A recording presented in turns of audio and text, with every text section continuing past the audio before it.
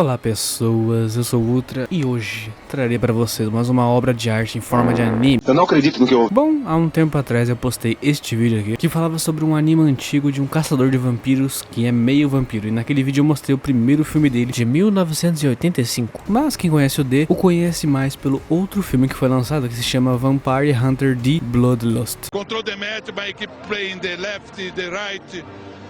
Que se passa em outro tempo, né? Talvez até num lugar bem diferente do primeiro filme. Eu acho que a personagem do primeiro filme nem vai estar aqui, o que é muito triste, né? Mas cara, eu vou te falar, divulga o canal por aí, porque ele tá numa época sombria e eu não tá tendo muita view e pouca gente nova tá vindo aí. Então por favor, divulga pros seus amigos, familiares, ou familiares que podem até se interessar pelo canal. Tá, vocês estariam fazendo um favor pra mim, tem um baita favor pra mim, tá? Ok, vambora. Vamos nessa! Bom, Vampire Hunter D é uma obra de Hideyuki Kikuchi.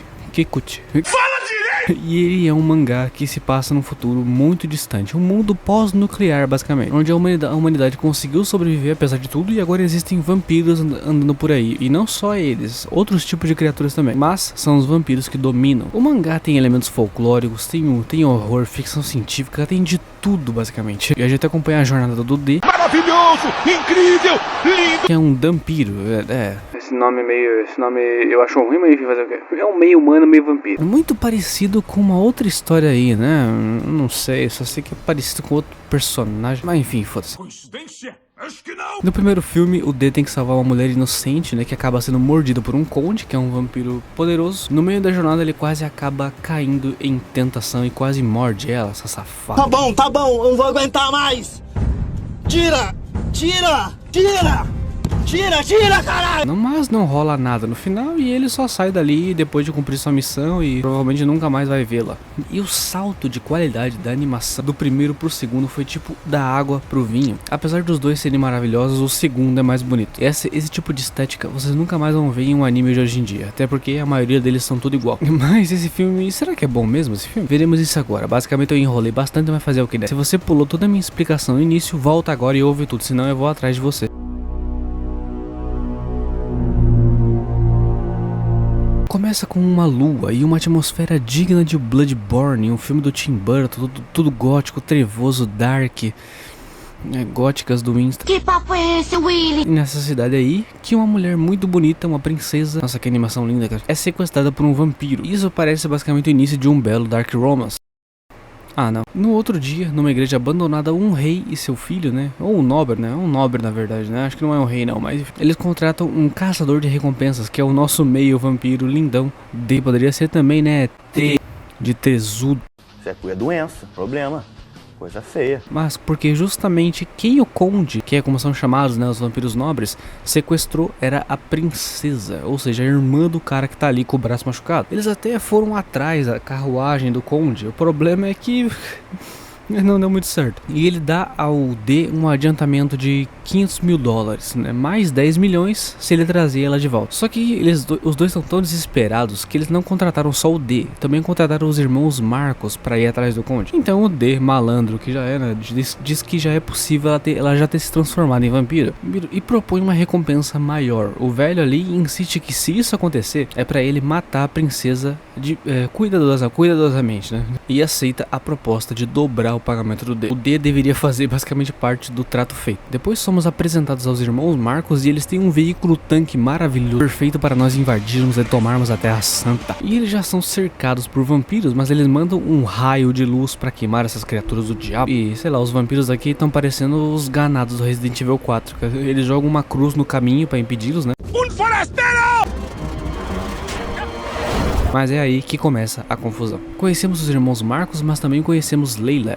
Na falta da menina do primeiro filme, já temos duas aqui que suprimem essa falta. Principalmente com essa animação belíssima. É sério, mano. Esse moleque é safado. Ei! Vocês vão ver elogiando muito a animação desse filme. Depois de uma chuva de flechas, temos o outro irmão Marcos, que, meu Deus, essas luzes aí, meu Deus, o que aconteceu no estúdio, mano? Alguém arruma as luzes aí. Sim, como no outro filme, esse tem um problema de efeitos exagerados de luzes. Que ainda bem que esse filme não é pra crianças, porque senão iria ter uma confusão generalizada igual teve no episódio do Porygon no Pokémon. Sério, cara, pra uma martelada precisava desse tanto de flashes aí, mano.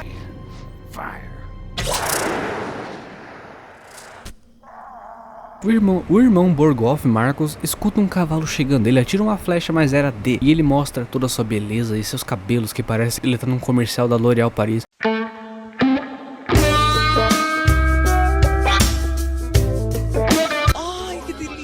E enquanto os irmãos estão zoando ali, a Layla já corre atrás do D. O D, ele tem basicamente um demônio na mão, que é tipo um Deidara, só que mais foda. E o demônio analisa as pegadas dos cavalos na carruagem do conde, e do nada aparecem umas arraias da areia.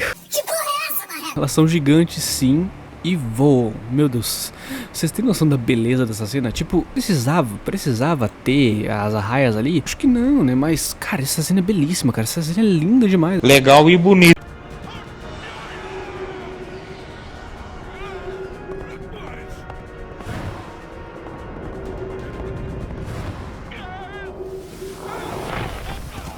É muito lindo. E cara, Vampire Hunter D se passa num futuro distante onde a maioria da população humana foi extinta, então tem muitas ruínas disso aqui. Tipo, essa aqui parece uma nave, provavelmente, e um prédio caído ali do lado. E né, os animais também evoluíram pra caramba, né? Porque uma arraia viver no deserto e voar, realmente, né? Quem esperava isso na evolução, né? O D chega no esconderijo do conde e ele tem um sistema de segurança muito avançado, que é literalmente um cubo invisível que lança lasers. Cara... Os visuais desse filme são incríveis. Chega a noite e o conde foge. A Layla que chegou tenta acertar nele um tiro de bazuca, mas acaba se ferrando.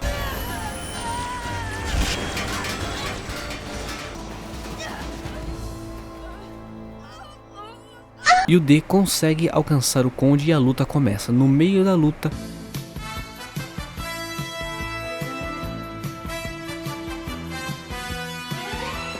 a princesa chama o nome do conde e o D hesita para o ataque e é jogado para fora da carruagem.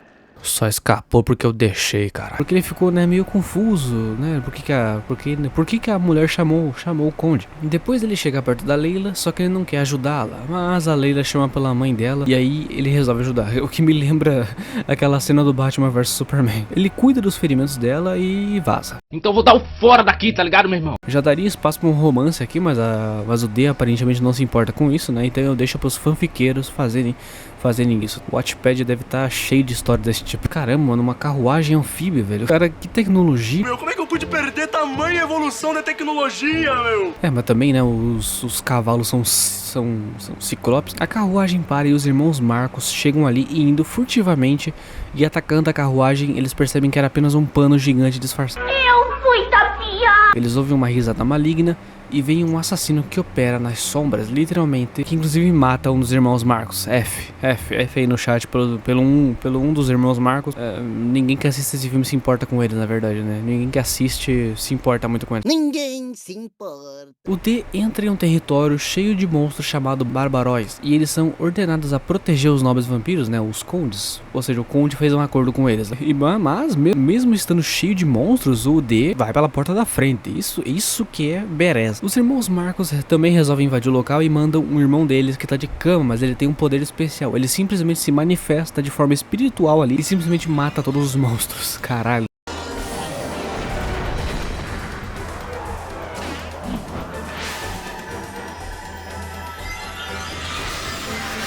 Mas não consegue parar o D, né? Porque o D é incrível. Ele tá botando a Champions no bolso! Eu sou o melhor. O D tenta ir atrás da carruagem, mas acaba sendo pego por esse cara aí, que consegue entrar na sombra das pessoas. E os irmãos Marcos são emboscados por uma mulher que simplesmente pode mudar de forma, e ela capota o tanque deles. O D, ainda preso na dimensão lá, usa a chupada dimensional pra escapar da prisão. Bela referência ao Voice Makers. Porra, chato pra caralho. Chupada de missão. Valeu! E os irmãos Marcos conseguem pegar o monstro que fica nas sombras e, mano, a movimentação desse filme, cara, é uma sutileza, movimentos muito complexos, animação bem fluida. Tá difícil de ver isso nos animes hoje em dia, pelo menos não nos que soneguem, não nos que não soneguem imposto, né? O Conde Meyer tá lendo uma carta de uma pessoa que tem C no nome e a princesa tá ali dormindo no caixão com ele. Eu não sei se ele se importa com isso, mas acho que ele deveria deixar ela tomar banho, né? Porque imagina o calor que tá dentro desse caixão aí, velho. No Brasil ela já teria morrido de insolação. E olha que eles passaram por um deserto e ela tá cheia de roupa, com um vestido longo. Quanto ela deve estar cheirando a suor, pelo amor de Deus, conde. Sua mulher tem que pelo menos ter higiene. Não apoia esse casal, tá? Não apoia esse casal, o cara não deixa a mulher tomar banho, pô. Olhe para você, quem sempre conta vantagem. Saia daqui agora e não volte nunca mais. Leila e um dos irmãos Marcos estão numa cidade para pegar combustível pro tanque deles. Leila vê o D chegando e assim ela entra em um bar e cagueta pro xerife que tem um dampiro na cidade, né? X9 morre cedo, tá, minha jovem? E aparentemente o cavalo do D também é uma criatura das trevas, porque ele foi literalmente explodido naquela emboscada lá do Capa Preta e agora tá aí inteirinho, né? Uma tristeza é que o filme não explica muito isso. Na verdade explica assim, a maioria dos cavalos que eles usam nesse futuro distópico são robôs, então é claro que o cara ali vai ter um outro cavalo robô igualzinho ao do D. Pelo menos é isso que eu entendi da história. Na verdade, tudo envolvendo o D não é muito explicado nos dois filmes dele. O D parece ser só um cara muito poderoso que só quer fazer seu trabalho. Ele é bonzinho por dentro, né? Porque ajudou as duas mulheres dos dois filmes. Mas o seu passado, cada vez que é falado, só traz mais perguntas. Cara, eu quero muito ler os mangás pra saber mais. O problema é que... tá aí um dos maiores problemas, porque que eu não vi o mangá ainda.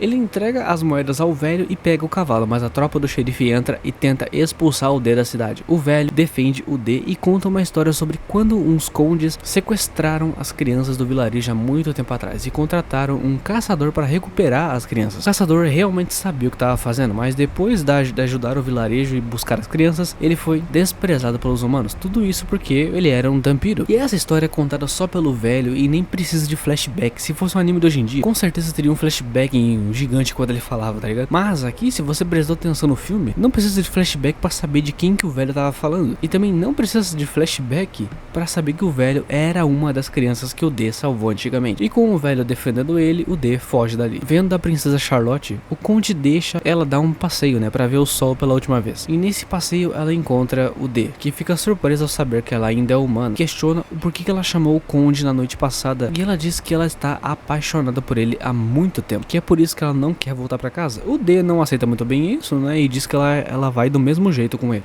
O D ele quer garantir o pagamento no fim do mês, né. Leila já chega no local prendendo a princesa e o D prepara pra luta, mas eles são interrompidos pelos subordinados do Meyer. Indo atrás de uma que consegue mudar de forma, o D sente uma dor, né, basicamente. Ele tá ficando quase sem ar, basicamente. Por ter ficado muito tempo no sol, ele tá tendo uma insolação, sim. Ele é resistente ao sol, né, ele não queima, mas ele não pode ficar muito tempo no sol assim, né, e como ele passou por um deserto, basicamente, ele tá aí tendo insolação. Mas a luta continua e dando uma de Tarzan, ele corta a metamorfo lá. A Leila mostra um pouco de agradecimento ao deixar o D ali descansando tranquilo enquanto ele se recupera da insolação. E ela depois é atacada pela metamorfo, mas um raio de esperança vem até ela. Tipo, literalmente um raio queima a metamorfo. Tá, essa foi uma desculpa. Intancável!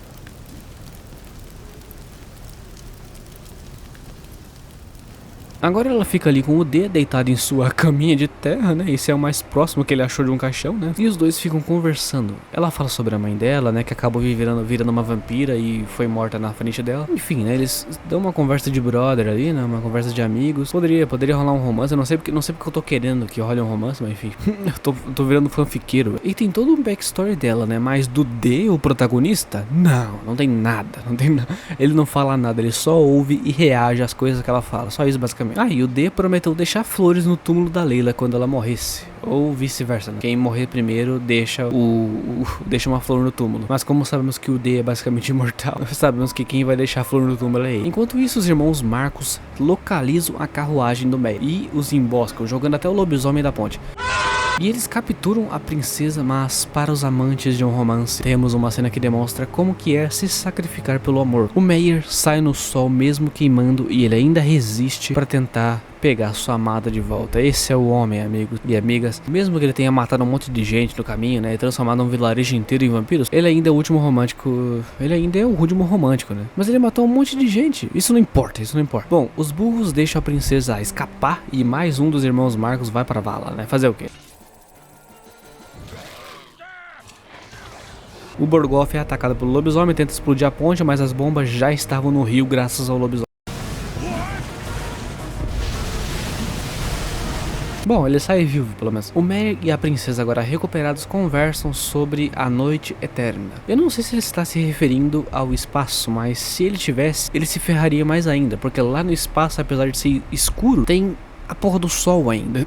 Mas acho que tem mais coisas por aí, né? Porque realmente se tu for além do sistema solar, você não vai encontrar nada além de escuridão. Vai demorar pra tu achar outro sistema solar ou outra estrela, porque, né, a distância de coisas no espaço é muito maior do que você imagina. Enfim, eu virei canal de ciência agora.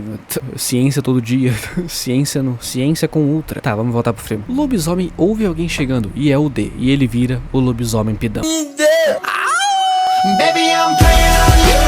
Tá, voltamos às piadas. E vimos o castelo da Carmilla. Um castelo gigante, uma construção megalomaníaca. Chupa essa, Kimetsu no Yaiba. Esse castelo é melhor do que o Castelo Infinito. Meu Deus, eu tô invocando uma fandom aqui que eu não queria, que não deveria invocar, velho.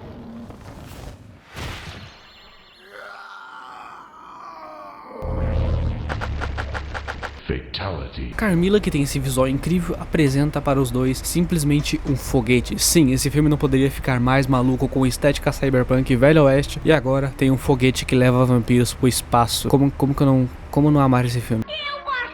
Preparando-se para basicamente um casamento, né? A princesa se veste apropriadamente e o Meyer quase cai na tentação de morder o pescoço dela, mas ele não quer fazer isso, pelo menos por enquanto, né? Ele não quer que ela vire um monstro igual a ele. E diz até que a imortalidade é uma maldição. Mas ela diz que se é para passar a eternidade, é que seja com ele. É um filme de romance, tá? Se você esperava, sei lá, um Gore, um Berserk da vida, sei lá, um Hellsing da vida, você vai se decepcionar, tá, com esse filme. Você esperava uma ação cheia de gore. Enfim, né? Já expliquei, vambora. O Meyer tem outro assunto a tratar, já que o D quer a recompensa dele e não vai desistir. Só que esse D não é o D de verdade. Esse não passa de uma ilusão. O D aparece com a Charlotte e o Meyer é cortado no meio. E não só ele cai numa ilusão, mas também a Charlotte, que vê o Meyer falso e vai até ele. O D verdadeiro chega ali no quarto da Charlotte e vai para um cômodo que logo se transforma em um rio de sangue. E temos mais um vislumbre do passado dele, que mostra uma mulher que diz ser a mãe dele. Já a Layla, que também chegou ali, vê ela mesma no passado, depois que sua mãe morreu. Enquanto o D, sem falar, né, como sempre, nem pensar direito, só acaba com aquela ilusão, porque aparentemente não podemos saber nada sobre o seu passado. Ele nem troca, sei lá, uma palavra com a ilusão da mãe dele, né? Fazer o quê, né? Vou ter que comprar o mangá. Mudei de ideia, não vou não. Ele salva a Layla pela segunda vez e o Borgoff aparece já transformado em vampiro. Os caras eram fodas, eu admito, né? Mas eles foram morrendo de forma vergonhosa um por um, né? E esse daqui, irmãos, foi só mais um, né? E o coitado do Groove usa aquela droga, né? Que ele usa pra ficar na forma astral dele e explode o Borgoff, mas ele acaba morrendo no processo.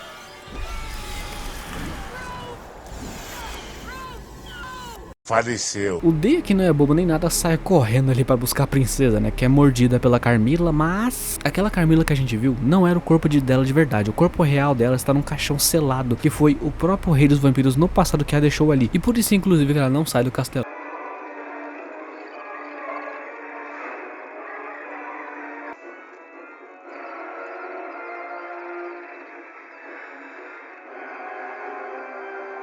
Ela enganou todo mundo e o corpo dela começa a voltar, mas não por inteiro, porque o D a pega e o seu corpo original é cortado por Meyer.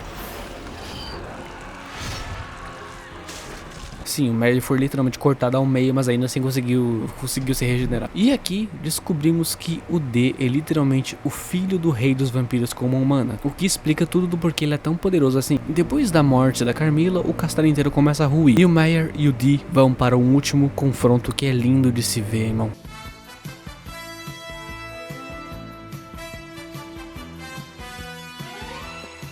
Num ataque final, D erra de propósito porque ele viu que a princesa já tá morta, ou seja, não tem mais o que D fazer ali. Ele só pegou um anel que pertencia à princesa e, né, falou, beleza, meu trabalho tá feito, meu trabalho acaba aqui, basicamente, foi isso que ele falou. Porque derramar sangue sem sentido não é o estilo dele. E com o castelo inteiro caindo, D e Layla saem dali. E a última coisa que vemos do castelo é o foguete saindo. Sem resposta se o Meyer conseguiu reviver a princesa ou não. Só sei que ele conseguiu fugir com ela e o foguete das estrelas. E o filme acaba muitos anos depois do enterro da Layla, com o D cumprindo a sua promessa.